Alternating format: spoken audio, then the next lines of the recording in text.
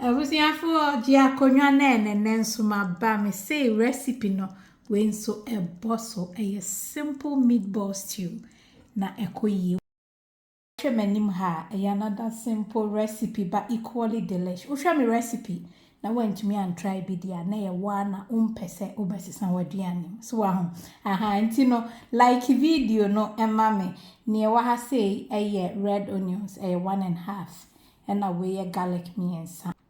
We kakaduro beye a full tablespoon and we nso chili to taste if meko no fa de opebia. We red bell pepper ama roast ne kakra. Abusiafo fa chansi bi a wope we me cooking olive oil kakra na me de agu me mpani bebre. Nse say ayangwa na do na afi odi o garlic no atume ma ne enno bebre sa na ehye no. Now de wo ginger ne nso aka. Nti dia me ba be yiso ye jollof spice blend no fa 1 teaspoon egum ansa. Isham. Odi awadiane amo amotobi de ni se mudi ho adanse ye da obi a support de ye ne nso asibebre. All natural nchi nim sodium nim MSG bi nim tiato bi faka uni ane ho na be hu se I bet taking it to the next level. And now the ubene na the account.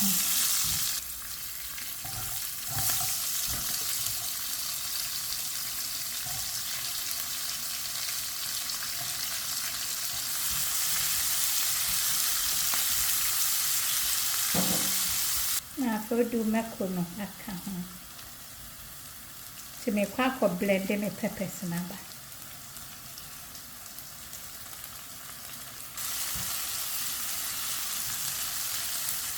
Na mede asem dede bi na mede bre yi na mekopie mama Betsy oat plantain fufu no so na meye program bi meye nutritional program bi. And I was very interested to see the nutritional values no how it compares to standard that government no are set to help with making the right food choices, healthy choices. Into no question ni I am very impressed. Mama Betsy, yamin sharp yeduane fufuo no to see a bit medium fufuo safely, enjoy it tasty, and keep a good health.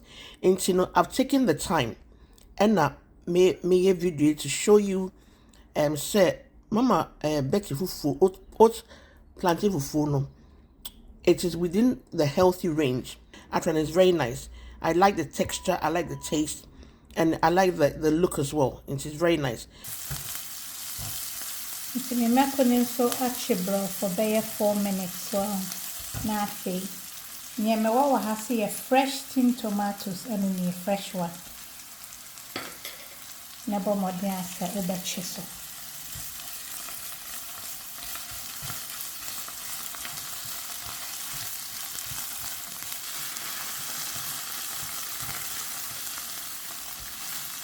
Nti we can for me see tomatoes no na matche so no so ahia on se na eni modum sa na open na yi doko ni nyina efri mama kama no nti na am ye me tin tomato base ni si wona no e ma e content ma no nti se dia no wa ha say ye me blended peppers no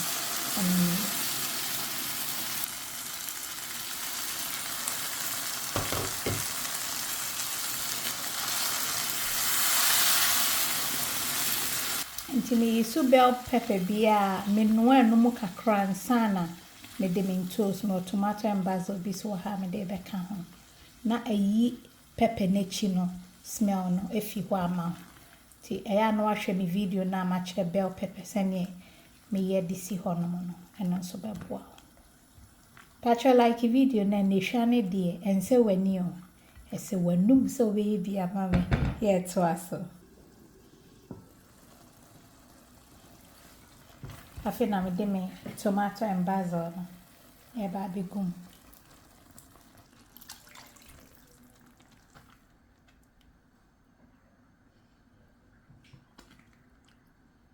ti we am fresh sage kakra and a rosemary kakra so na me de atum to we are na we ye free I'm say fry na ye te. Ye ni say ya ma me follow recipe no. Ti me de salt to taste kakra egum.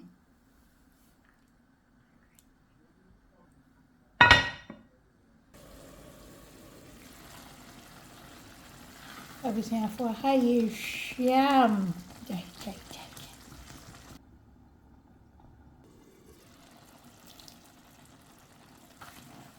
Everything for nti stew na kakra bi so afei de me wo ha say me meatballs. Me with different recipes also.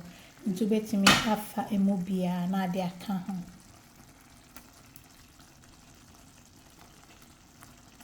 Nti we meatball stew we your base betimi de anyoma bebre. Eggs kama. Ya no ahwe won chen.